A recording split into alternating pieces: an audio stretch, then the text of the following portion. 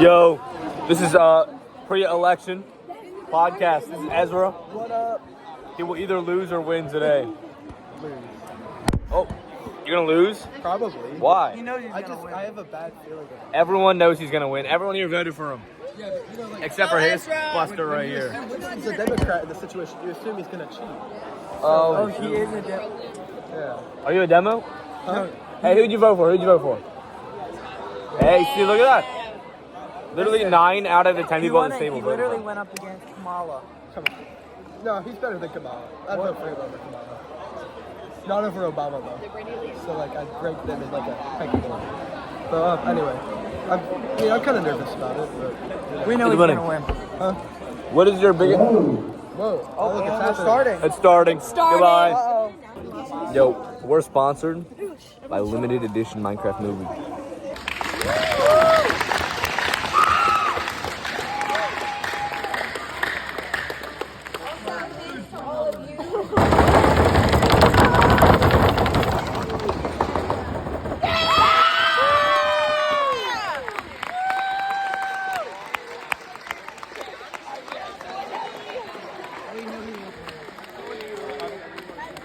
I voted for